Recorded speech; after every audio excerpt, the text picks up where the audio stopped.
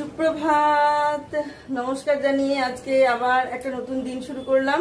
নতুন দিনে নতুন সকালে তোমাদের সামনে আবার একটা সুন্দর নতুন ব্লগ নিয়ে চলে আসলাম। আমার ঘরে বাইরে লাইফস্টাইলে তোমাদের সবাইকে স্বাগত জানাচ্ছি। তোমরা এসো, দেখো সারাদিন আমি কি কি করছি। আশা করছি তোমরা নিশ্চয়ই ভীষণ ভালো আছো, আর আমিও ভীষণ ভালো আছি। আজকে শুক্রবার, রথযাত্রা। সবাইকে রথযাত্রার শুভেচ্ছা ভালোবাসা জানিয়ে আজকের দিনটা শুরু করলাম। আর আজকে আমার আর একটা খুব ভালো দিন আর কি, যেটা হচ্ছে আজকে বুবাইয়ের জন্মদিন। তা সেই জন্মদিনে আজকে যা যা করব সেগুলো তোমাদের সঙ্গে মোটামুটি শেয়ার করব। তোমরা দেখতে থাকো। সকাল থেকে মোটামুটি শুরু করে দিয়েছি, খুব সকাল নয়, এখন 8টা বেজে গেছে, শুরু করেছি। এরপরে পুজো করব, সেগুলো সবই মোটামুটি শেয়ার করব, তাহলে দেখতে থাকো তোমরা। এখানে কি কি হবে সেটা এখনো সেভাবে তোমাদের সঙ্গে অতটা শেয়ার করছি না। এখানে ভাত হবে, প্লেন ভাত হবে। আর আজকে যেহেতু শুক্রবার নিরামিষ, মাছ মাংস হবে না, তাই এখানে হবে পটল পোস্ত। তারপর তার জন্য পটলগুলো এখানে কেটে রেডি করা আছে, এগুলো কালকে টগরি কেটে রেখে গেছে। পটল ভাজা হবে, 5 রকমের ভাজা হবে। তার মধ্যে এখানে কি কি কাটা আছে সেগুলো তোমাদের দেখিয়ে দিই। এই কাঁকরোল ভাজা, মেন হবে কাঁকরোল ভাজাটাই, সেজন্য কাঁকরোলটা বেশি করে কাটা আছে।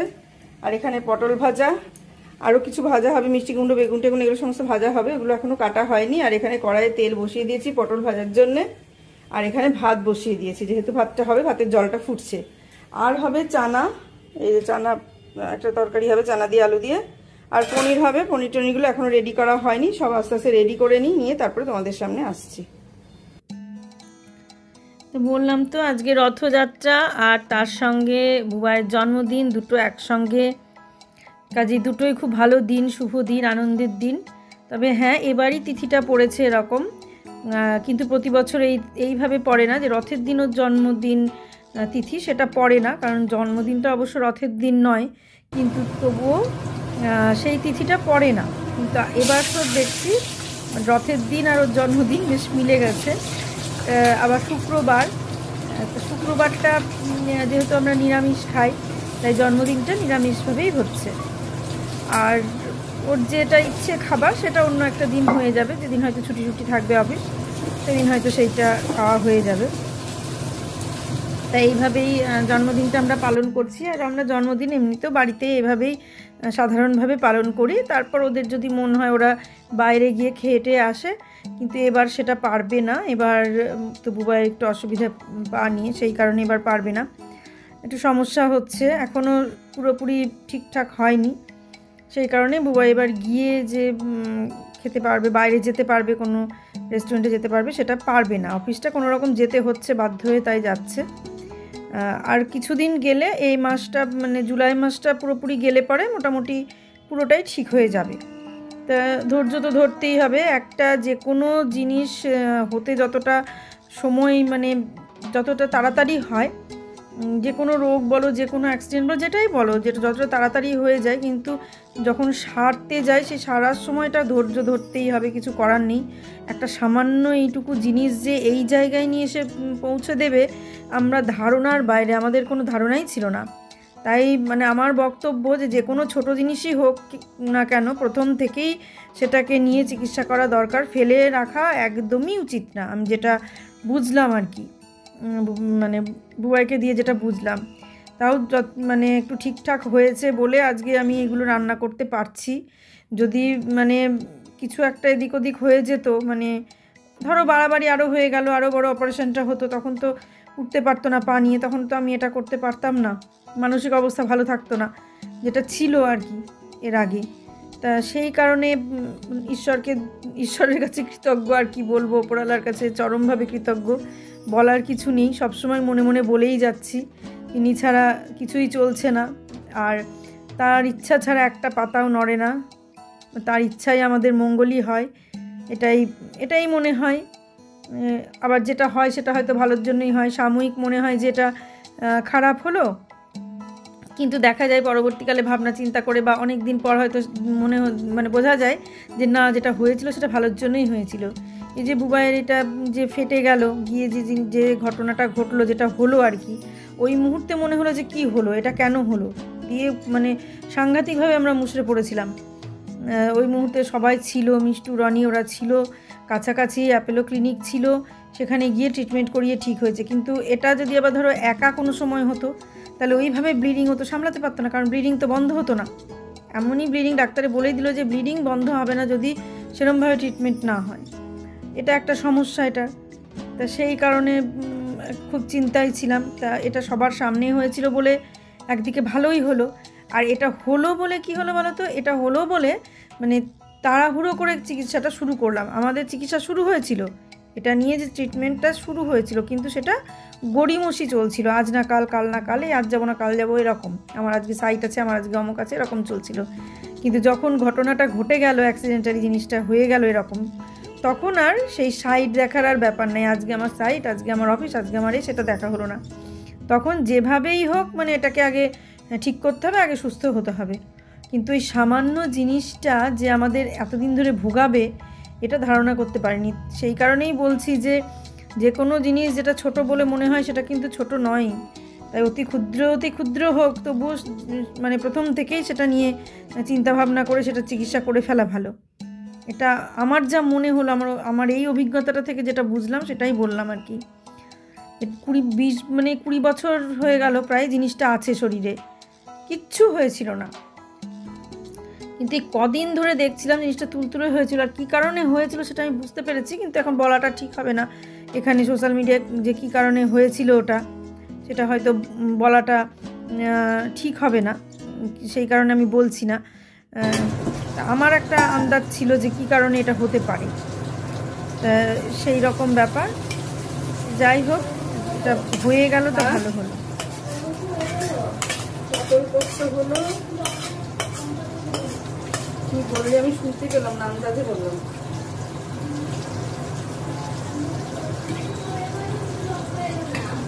না লঙ্কা ছিল দিয়ে দিয়েছি, আবার লাগবে তো সব তরকারিতে, সেই জন্য বললাম যে নিয়ে আসতে।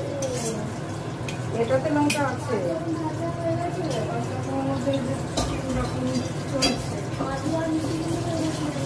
আলু পুরো কাঁকড়ো হয়ে গেছে, পটল চলছে। মেঘা ঘর থেকে এসে জিজ্ঞেস করছে কত কত হলো, কি হলো, এইসব বলছে। তো ওকেও বললাম যে তুইও একটা কিছু করবি। তো বললো হ্যাঁ কী করব বলো। বললাম যে দুধ পনিরটা তুই করতে পারিস, কোনটা বলছে কোনটা করবো, যেটা তোর মনে হয়। দুধ পনিরটাই ওর মানে ইচ্ছা আর কি। ঠিক আছে তাহলে ওটাই কর, কিন্তু ওটা কোনো দিন নিজে হাতে করেনি। তাই বললো যে মানে নিজে হাতে করিনি, কেমন হবে। আমরা ঠিক হবে, খুব ভালো হবে, আমি দেখিয়ে দিচ্ছি, একদিন করে নে তাহলেই করতে পারবে, এটা এমন কিছু কঠিন জিনিস না। তো যেটা বলছিলাম ওর ওই ব্যাপারটা যে যতই ছোট হোক, ক্ষুদ্র জিনিসই হোক, কিন্তু তার ট্রিটমেন্টটা প্রথম থেকেই করা দরকার। ফেলে রাখলে এতটা সাংঘাতিক হয়ে যায়। আমরা কি ভেবেছিলাম যে ওটা হয়তো একটা সাধারণ জিনিস, কিন্তু ওটা যে এতটাই মারাত্মক হয়ে গেল কিন্তু ছিল না। 20 বছর ধরে ওরকম ছিল। হ্যাঁ, যেটা বলছিলাম যে কী কারণে মানে জিনিসটা এই রকম হলো, সেটা কারণটা আমরা সবাই বুঝতে পেরেছি, বাড়ির নিজেরা সবাই জানি।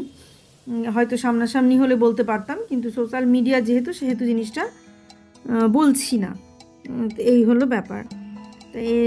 যাই হোক, মানে তুলতুলে হয়ে গেল শেষের দিকে এসে। বেশ কিছুদিন ধরে দেখছিলাম যে তুলতুল করছে, ও নিজেও বলছে তুলতুল করছে, আমিও হাত দিয়ে দেখছি তুলতুল করছে, কিন্তু জিনিসটা তুলতুল করার মতো নয়, একদম শক্ত ইঁট হয়েছিল, মানে ওটা কিছুই হতো না। বাড়ছিল একটু, দেখতে ভালো লাগছিল না, কেমনভাবে বাড়ছিল, বড় হচ্ছিল, কিন্তু ওই রকম তুলতুল করছিল না।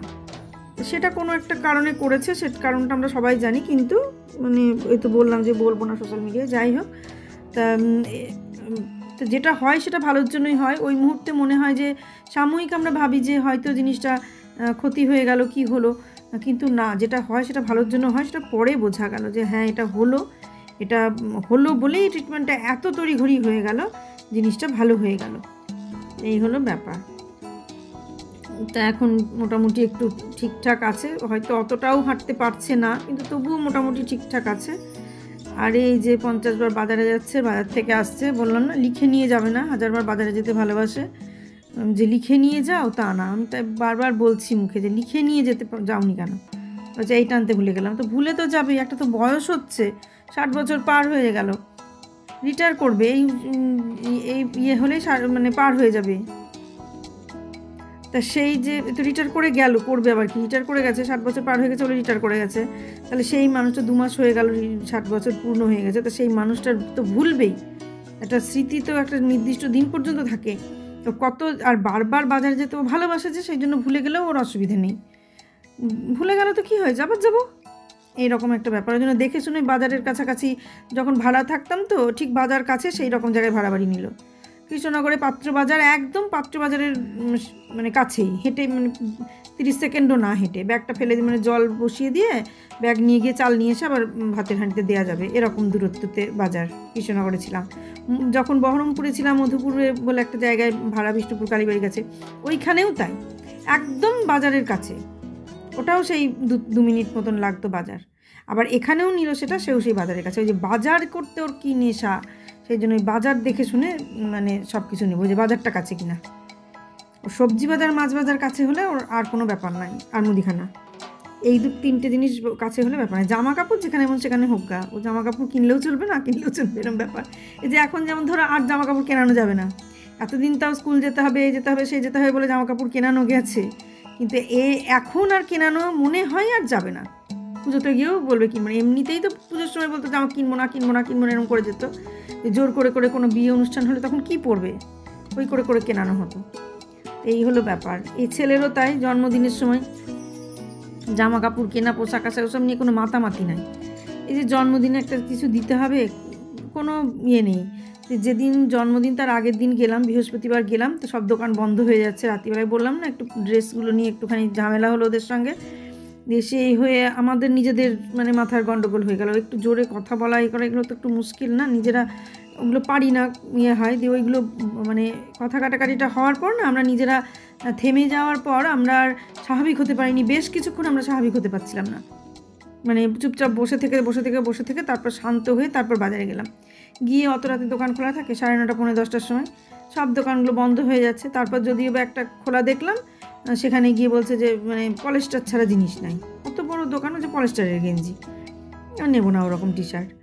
ঘুরে চলে আসলাম, এসে বললাম যে দেখ কোথাও অর্ডার দেওয়া যায় কি না, অ্যামাজনে অর্ডার দেওয়া। রাত 10টা না 11টা, তখন বলছে অ্যামাজনে এখন অর্ডার দিলে কালকে দেবে, তাই বলছে। আমি বললাম দিক আর না দিক, একটুখানি দেখতে তো অসুবিধা নেই, না দেয় না দেবে। দিয়ে তারপরে আবার ইয়ে করলো। যেখানে অনেকটাই হয়ে গেছে রান্না, এদিকে দুধটা জাল দিয়ে নিলাম, কারণ দুধ পনির করবো আজকে, নিরামিষ, বুঝতেই পারছো। প্রথমত রথ, আর দ্বিতীয় হচ্ছে আমার ছেলের জন্মদিন, তারপরে আবার শুক্রবার। জন্মদিনে মাছ মাংস করি, মাংস হয় না, মাছটাই হয়, কিন্তু যেহেতু আজকে শুক্রবার তাই দুধ পনির হবে। তো দুধ পনিরের রেসিপি তোমাদের এর আগেও দেখিয়েছি। এই যে দুধটা জাল দিয়ে নিলাম, জাল দিয়ে একটু ঠান্ডা করে নেব। আর এখানে ডাল সেদ্ধ হচ্ছে, আর রান্না তো মোটামুটি সব হয়ে গেছে। আর এদিকে চলো পনিরটা কেটে নিই।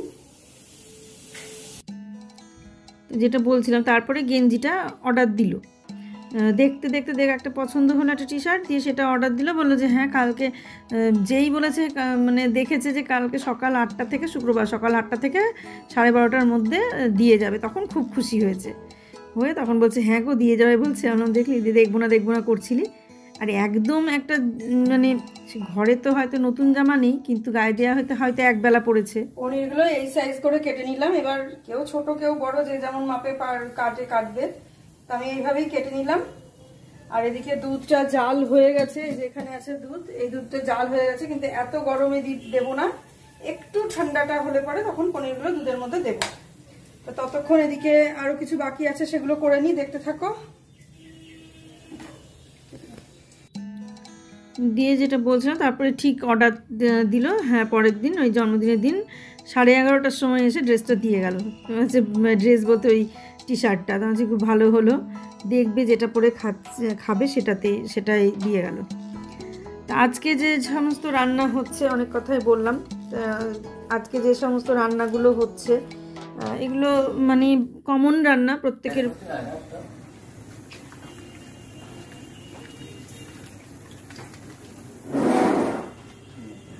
ওরা মনে হয় দিকে খেতে বসলো, সকালকার টিফিন করবে তাই বেরোলো, সব খাবে। তা রান্নাটা একটু সকালই শুরু করে দিয়েছিলাম। মোটামুটি ঠান্ডা হয়ে গেছে, খুব ঠান্ডা না, খুব গরম না, ঠিক সেই অবস্থায়।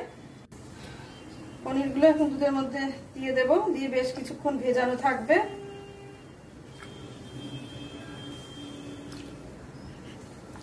এটা বেশ কিছুক্ষণ ভেজানো থাকবে। এটা যখন ভিজে বেশ নরম হয়ে যাবে তখন এটা মানে যা যা দেবা সেগুলো দিয়ে দিয়ে রান্না হবে। দেখতে থাকো, এখন ভেজানো থাক।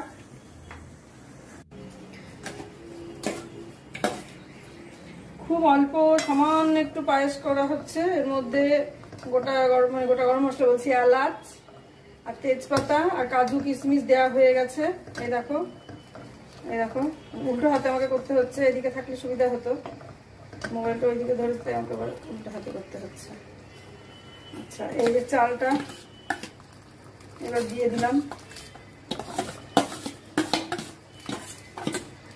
চালটা ধুয়ে ঘি দিয়ে মাখিয়ে রেখেছিলাম।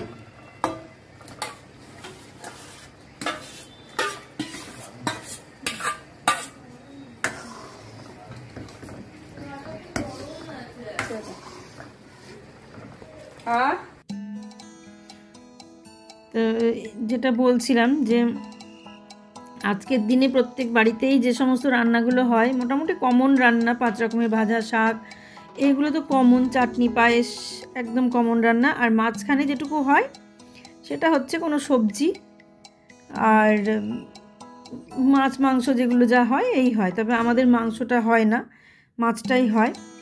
তা আর আগে তো মাংসটা হতো না, মানে মাংসটা হয় না, তার কারণ শ্বশুরবাড়িতে মাংস কেউ খায়ও না আর ঠেকানার ব্যাপার। কিন্তু যেহেতু মানে চেঞ্জ করে ফেলেছে, কেউ না কেউ তো চেঞ্জ করবেই। এবার কাজু, এটা কি? ওটা কি? চারমগজ। হ্যাঁ, বলতে থাক একটা একটা করে আর ঢাল। তাহলে ওটাই তাহলে কাজু ছিল, এইটা কিশমিশ, এটা কিশমিশ, ওটা কাজু ছিল। কাজু আর তার আগে পোস্ত দিয়েছিস। ও বলছে তুমি বলে দাও, আমি করে দিই। কিশমিশ বাটা বলা অভ্যাস নাই তো, পারি না বললে হবে, করতে হবে চাইলে তাদের জন্য। আমি বলতে পারি না, তুমি বলো। কাশ্মীরি লঙ্কার গুঁড়ো দেবে? না না, আর কিছু দেবে? কাশ্মীরি লঙ্কার গুঁড়ো, বলছে তুমি বলে বলে দাও আর আমি মানে দিয়ে দিই জিনিসগুলো, দিচ্ছে পরপর, ও বলতে পারছে না। আর আমি ঢালি, দাও দাও। হ্যাঁ, এবার এর মধ্যে দেয়া হচ্ছে কাশ্মীরি লঙ্কার গুঁড়ো। আন্দাজ মতো দিয়ে তাহলেই হয়ে গেছে, আর লাগবে না মনে হয়। হলুদটা দেয়া হবে না, কারণ দুধ দিয়ে যেহেতু হবে হলুদটা দেওয়ার দরকার নেই। একটু সাদা সাদা হবে, ভালো লাগবে দেখতে। তবুও কাশ্মীরি লঙ্কার গুঁড়োতে যেটুকু রং হবে সেইটুকু। এবার ও এটাকে রেডি করে রাখলো, আর এইবার আস্তে আস্তে মানে রান্নাটা করবে। এদিকে পায়েসটা হচ্ছে, পায়েসটা হয়ে গেলে, হওয়ার আগে অবশ্যই এদিকে কড়াইটা বসিয়ে দেবে। এদিকে সরিয়ে দিয়ে, যেটা বলছিলাম যে এগুলো সমস্ত মোটামুটি কমন রান্না, যে যেমন পারে সে তেমনভাবেই করে। মাঝখানে মাছ টাছগুলো, আমার শ্বশুরবাড়িতে যেহেতু মাংসটা হতো না, উঠতো না, সেই কারণে মাছটাই হতো, মাংস হতো না। আর এখন তো নিয়ম চেঞ্জ হবে, সে তো সারা পায়েস হচ্ছে। পায়েসে যে একরকম থাকবে না। এটা আমুলের গুঁড়ো দিয়ে দিলাম, 4 প্যাকেটই দেবো, কিন্তু কাটার জন্য কিছু কাটারই পাচ্ছি না, নিয়ে আসি দাঁড়াও। একটু অল্প জলে গুলে দিলেও হয়, একটুখানি জল দিলাম।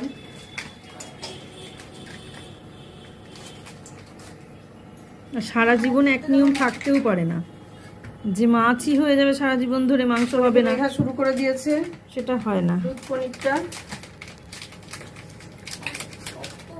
দাঁড়া খুলে দিচ্ছি, যেখানে দিয়ে দিলাম কোথায় দিচ্ছিলাম, এইটা গুলে নিলাম, বুঝতে পেরেছিস? আচ্ছা, এটা গুলে এই দুধটা, এই আমুল দুধটা পায়েসে দিয়ে দেবো। এটা আরেকটু ভালো হয় যদি খোয়া ক্ষীর দিয়ে এটাকে, মানে দুধটা যখন জাল হয় তখন যদি খোয়া ক্ষীর অল্প করে দিয়ে জাল দেওয়া যায়, বা খোয়া ক্ষীরটা আলাদা করে দিয়ে জাল দেওয়া যায়, তাহলে পায়েসের টেস্টটা আরো বেশি ভালো হয়। কিন্তু আমার কাছে খোয়া ক্ষীর যেহেতু নেই, তাই যা আছে তাই দিয়েই আমি করে দিচ্ছি। এখানে তেজপাতা, দারচিনি, এলাচ আর লবঙ্গ এগুলো নেওয়া হয়েছে। এগুলো এবার এখানে থেতো করে নেওয়া হবে, তাই এখানে দেওয়া হলো। এগুলো দিয়ে দিলাম। আর তেজপাতাটা তো খেতে হবে না, তেজপাতাটা এখানে থাক। তবে এত তেজপাতা মনে হয় লাগবে না। সব জোগাড় করে নিচ্ছে কিন্তু বলতে পারছে না, বলছে তুমি বলো, লজ্জা পাচ্ছে ক্যামেরার সামনে।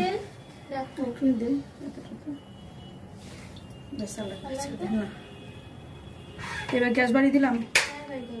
কড়াইতে গরম হয়ে গেছে।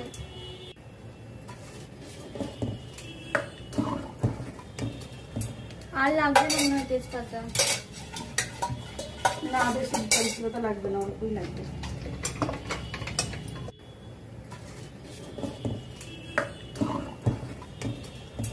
আর লাগবে না মনে হয় তেজপাতা।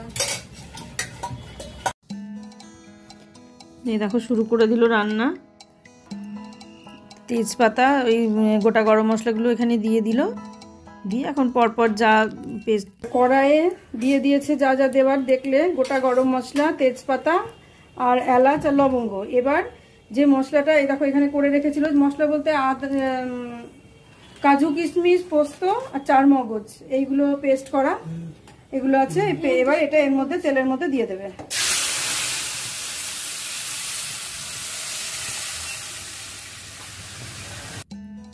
আজকে যা যা রান্না হলো সেগুলো হচ্ছে 5 রকমের ভাজা, শাক, মুগের ডাল, পটল পোস্ত, চানা মশলা, দুধ পনির, চাটনি, পায়েস, এই কটা রান্না হলো। আর তার সঙ্গে দই মিষ্টি এগুলো থাকলো। এই হচ্ছে রান্না। তার মধ্যে দুধ পনিরটা মেঘাই করলো, ওটা আমি করিনি। আর জোগাড় যা করে রেখে দিয়েছিল সেগুলো সমস্ত টগরি জোগাড় করেছিল। আর আজকে টগরি এসে বাকিটা জোগাড় করে দিল। আর এই দেখো এবার ওইটা দেওয়ার পর, পেস্টটা দেওয়ার পর এবার এই পনিরগুলো তুলে তুলে ওই পেস্টের মধ্যে দিয়ে দিচ্ছে। আর ওদিকে পায়েসটা বুবাইয়ের বাবা নাড়ছে, আর বুবাই ওদিকে ভিডিও করছে। 4 জন ব্যস্ত আমরা। বুবাই ভিডিও করছে আর বুবাইয়ের বাবা পায়েসটা নাড়ছে, আর আমি পনিরের ওইটা ধরে আছি, নাড়তে পারছে না। ওর হাতের একটুখানি লাগছে হাতটাতে, সেই বললাম না হাতের জন্য ওষুধ খাচ্ছে ঘাড়ের জন্যে, তো সেই কারণে হাতেটা একটুখানি প্রবলেম আছে বলে নাড়তে পারছে না। তো আমি বললাম তার আমি নেড়ে দিচ্ছি, তুই কর। নাড়ানোটা একটু অসুবিধা হচ্ছে ডান হাতটাতে, তাও করছে। হালকা পাতলাগুলো নিয়ে করছে, কিন্তু ভারী যখন হয়ে যাচ্ছে তখন ওর অসুবিধা হয়ে যাচ্ছে একটু। সে অসুবিধা নেই, আস্তে আস্তে ঠিক হবে ওষুধ খাওয়ার পরে। তাই দেখো এটা হয়ে গেল। এবার এটা ঢেলে ফেলবো, দুধ পনিরটা একটু ফুটলেই ঢেলে ফেলবো। আর কসুরি মেথিটা দিচ্ছে এবার শেষে, কসুরি মেথি দিয়ে নামিয়ে ফেলবো। আর কি দিল কিভাবে করলো দেখলেই। আর আমার যেটা হয় জানো তো, সেটা হচ্ছে সবাই যেমন সুন্দরভাবে রেডি করে নিয়ে তারপর রান্না শুরু করে, তো আমার ক্ষেত্রে সেটা হয় না। আমি কিছুটা মোটামুটি রেডি করে নিই। 10-12 রকমের আইটেম যদি হয়, সেখানে হয়তো 1-2 রেডি করে নিয়ে শুরু করি। এবার শুরু করতে করতে এদিক ওদিকে বসিয়ে টসিয়ে আমি তখন রেডি করে নিই। মানে অতটা যে সব কিছু জোগাড় করে নেব, সব কিছু করে নিয়ে করব, সেটা হয় না। তো এই হলো ব্যাপার। তা এই দেখো অনেকগুলো রেসিপি হলো, কিন্তু এগুলো একটা একটা করে দেখানো হবে না, ওই একসঙ্গেই তাড়াহুড়ো করে দেওয়া হবে। পরে আমি শুধু দুধ পনিরটা তোমাদের সঙ্গে ভালো করে শেয়ার করব। আর এই দেখো নামিয়ে দিচ্ছি, জানি না এটাতে আঁটবে কিনা।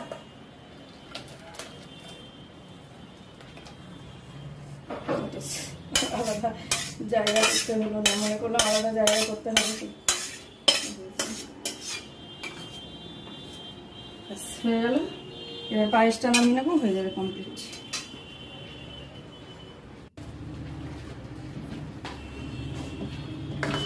পায়েসের ফাইনাল লুক এইটা হলো। এই দেখো পায়েস কমপ্লিট হয়ে গেছে। এবার এটা তবে কিন্তু খুব পাতলা হলো, আর একটু ফোটাবো আমি, এখনো ফুটবে, কারণ চিনি দেওয়ার পর বেশিক্ষণ ফোটানো হয়নি। মোটামুটি হয়েই গেছে, শুধু একটু ফুটলেই হয়ে যাবে। ফাইনাল লুক এটাই, রান্না কমপ্লিট। আজ শুক্রবার সকাল থেকে দেখলে একদম জোর কদমে আমি কাজ করে গেলাম।